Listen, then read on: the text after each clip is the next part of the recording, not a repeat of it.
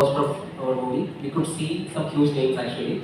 With Jude Anthony Joseph, we could see Yannick Bende, Stan Silva, and if we are looking into DOP, Akhil George, Robert Dijon, other than our own Jake Pichon, everyone. So, first ever movie, we are getting the chance to work with them. That is something very huge, which is very happiest part of the main journey. So, how do you feel?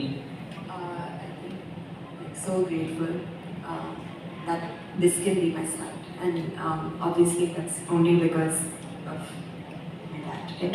But the chance to work with everyone here, and they were so patient and so incredibly like I'm a beginner, but the fact that they were patient with me, that As I'm just asking a follow-up question in that, as you are a beginner, and we know that our Malayalam film industry is still now going through a remarkable phase actually.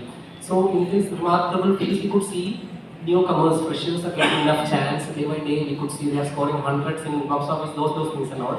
At this momentum, you are getting a chance to be in this industry for the as Thodakam. So how do you feel that opportunity as well? like again, just grateful. There were so many moments that I'm in this set, and I'm looking around and wow. Thank you. Yeah. Vismaya Sorry. നമ്മളിപ്പോൾ ലാലേട്ടെന്ന് കേൾക്കുമ്പോൾ മീശടി മുണ്ടും മടക്കി കുത്തി കാല് വലിച്ചിട്ടുള്ള അടിയൊക്കെ. അപ്പം വിസ്മയ വരുന്നു, അപ്പൊ ആക്ഷൻ മൂവി ആണെന്ന് എനിക്ക് തോന്നുന്നു. കാല് പൊക്കിയിട്ടുള്ള അടിയൊക്കെ കാണാൻ പറ്റുമോ ലാലേട്ടനെ പോലെ തന്നെ? അതിപ്പോ പറയാൻ പറ്റില്ല. ഉണ്ടോ, ആക്ഷൻ ഉണ്ടോ? ആ സിനിമ കണ്ടിട്ട് ഇപ്പൊ ഒന്നും പറയാൻ പറ്റില്ല. ലാലേട്ട എങ്ങനെയാ നമ്മുടെ ഇത്രയും കാലം പൊക്കുന്നില്ല.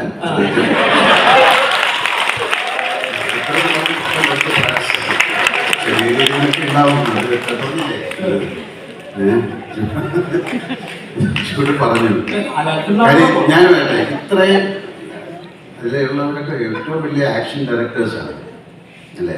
സ്റ്റാൻസിലോ പേര് യാനിക് പേര്, ആ പേര് തന്നെ എനിക്ക് പറയാനുള്ളത്. അപ്പം അത്യാവശ്യം ചെറിയ ചായയും കടിയൊക്കെ ഉണ്ടാകും.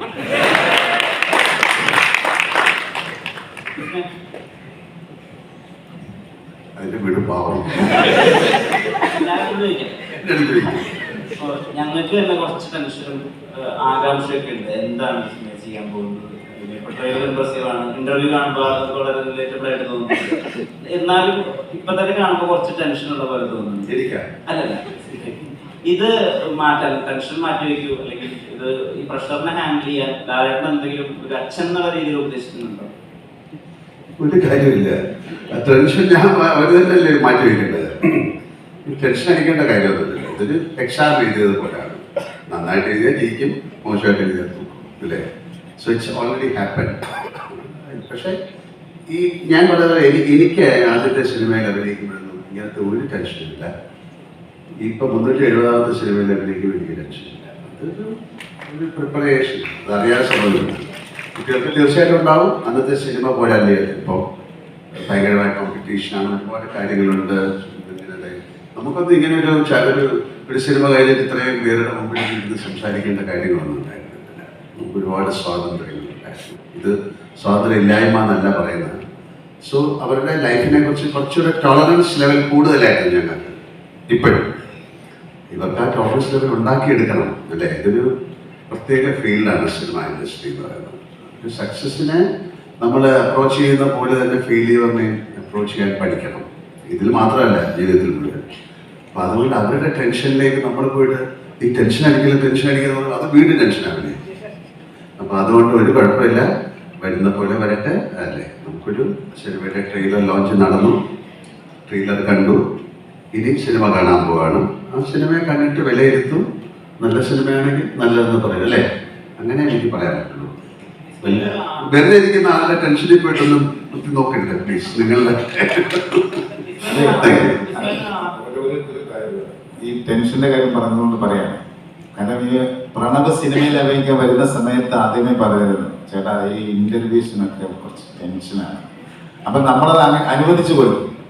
മായ സിനിമയിൽ വന്നപ്പോൾ ഇത് തന്നെ പറഞ്ഞിരുന്നു, അയ്യോ ഇത് എല്ലാവരുടെയും മുന്നിൽ വന്നിട്ട് ഇങ്ങനെ സംസാരിക്കാൻ പറഞ്ഞാൽ നമ്മൾ അങ്ങനെ ഒരുപാട് ചോദ്യങ്ങൾക്ക് ഉത്തരം പറയാനൊക്കെ. ഇപ്പൊ നമ്മളെന്ന് പറഞ്ഞിട്ടുണ്ടെങ്കിൽ അങ്ങനെ ഒന്നുമില്ല, അങ്ങനെ മോള് വരലാതെ പറഞ്ഞു.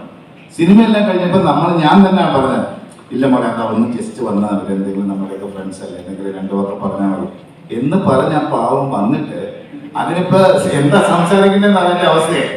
ഇതാണ് സത്യസന്ധമായ കാര്യം. Okay. Sir, one question to you. You always describe your filmmaking process as instinctive rather than a lot of elaborate performances. But watching Vismaya during her filmmaking process, did you recognize her own style of preparation, or could you connect it with your style of just going with the flow? She has got a problem of the language. So, ഒരു boy നമ്മൾ language command എന്ന് പറയുന്ന ഭയങ്കരമാണ്. So she doesn't have that kind of ഒരു fluency ഇല്ല. So normally actors-ന് it can happen to actors when they are not very fluent in the language. They'll stick on to that line. So I should not make a mistake എന്ന് പറയും. അപ്പോൾ അതിലോട്ട് focus ചെയ്യാൻ പോകും. എങ്ങനെയെങ്കിലും ഈ dialogue പറഞ്ഞ് ഞാൻ രക്ഷപ്പെട്ടു. പക്ഷെ അതല്ല, സ്ലോലി ഇറ്റ്സ് എ പ്രാക്ടീസ്. അപ്പം അതിൽ ഒരു നമുക്കുള്ള ഒരു വാട്ട് ഈസ് ഇംപ്രവൈസേഷൻ, ഞാൻ ചെയ്തു എന്നല്ല, അത് നമ്മളറിയാതെ നമ്മൾ ഒരു ഇൻഡ്യൂറ്റീവ് മൈൻഡിൽ നിന്നുണ്ടാകുന്ന ഒരു പ്രിപ്പറേഷനാണ്. അത് sometimes you will get naturally or you can cultivate it, you can develop it. അത് that is there intelligence. But I think as ഇവരൊക്കെ പറഞ്ഞ പോലെ ഒരു ബിഹേവ് ചെയ്യാൻ പറ്റുന്ന ഒരാളാണ്. പിന്നെ അവർ ഓൾറെഡി ഒരുപാട് പ്ലേ ഒക്കെ ചെയ്തിട്ടുണ്ട്. പ്ലേ പോലെ അല്ലല്ലോ സിനിമ. അപ്പം ആ ഇൻഡ്യൂറ്റീവ് മൈൻഡ് അവർ ഡെവലപ്പ് ചെയ്ത് വരണം. അതിന് നമ്മൾ പോയി പറഞ്ഞിട്ട് കാര്യമില്ല. That she has to her own way. അതൊരു ഇറ്റ്സ് എ പ്രോസസ്. അത് സ്ലോലി ഐ തിങ്ക് ഒരു കുറച്ച് ബ്രില്യൻ്റ് ആയിട്ടുള്ള ആൾക്കാർ association watching movies they can cultivate and they can bring out. അത് അതിന് സാധിക്കട്ടെ എന്ന് നമുക്ക് പ്രാർത്ഥിക്കാം. എനിക്ക് തോന്നുന്നത് മോനെ പോലെ ആ ചോദിച്ചോളൂ. അല്ല എൻ്റെ അടുത്ത് പോലെ സോ എനിക്ക് തോന്നുന്നു നിങ്ങളുടെ ഒരു കൂട്ടുകെട്ട് ഏകദേശം നിങ്ങളുടെ മൂന്നാൾ ജെയ്സായിട്ട് നടക്കുന്ന മൂന്നാളുകളുടെ ഒരു കൂട്ടുകെട്ട് നോക്കുവാണെങ്കിൽ 3 to 5 ഫിലിംസ് ഏകദേശം ആയിട്ടുണ്ട്. നമ്മൾ ടെക്നിക്കൽ ആസ്പെക്ട്സ് നോക്കുമ്പോൾ ഏറ്റവും പ്രധാനപ്പെട്ട ഘടകമാണ് സൗണ്ട് ഡിസൈൻ, എല്ലാവരും DOP എന്നുള്ള മ്യൂസിക്. അതിന്റെ ആ ഒരു വേഗത്തെ നിങ്ങൾ വെച്ച് വർക്ക് ചെയ്യുമ്പോൾ എത്രത്തോളം വർക്ക് ആവുന്നതാണ് നമ്മളും ഫീൽ ചെയ്യാൻ പറ്റും. നമുക്ക് ആ ട്രെയിലറിൽ ഏറെക്കുറെ ഫീൽ ചെയ്യാൻ പറ്റി. അപ്പം എങ്ങനെയായിരുന്നു അപ്പം ഈ പറഞ്ഞ ആശീർവാദിന്റെ വിസ്മയ വരുന്നൊരു സിനിമ എന്നൊക്കെ പറയുമ്പോൾ ഒരുപാട് അറിയാലോ എത്രത്തോളം ആളുകൾ കാത്തിരിക്കുന്നു, അതിന്റെ പ്രശ്ന കാര്യങ്ങളൊക്കെ ഉണ്ടാവും. ഇതിന്റെ ഇടയിലെ കൂടെയും വർക്ക് ചെയ്യുന്ന സമയത്ത് എത്രത്തോളം നിങ്ങൾക്ക് ഒരു ഇത് വന്നു, പടത്തിൽ എത്രത്തോളം ഒരു ഔട്ട്പുട്ട് വന്നു പ്രതീക്ഷിക്കുന്നില്ല? What you feel? ശരിക്കും ഞാൻ ആദ്യം പറഞ്ഞത് ഭയങ്കര ഭാഗ്യമായിട്ട് കരുതുന്നു. കാരണം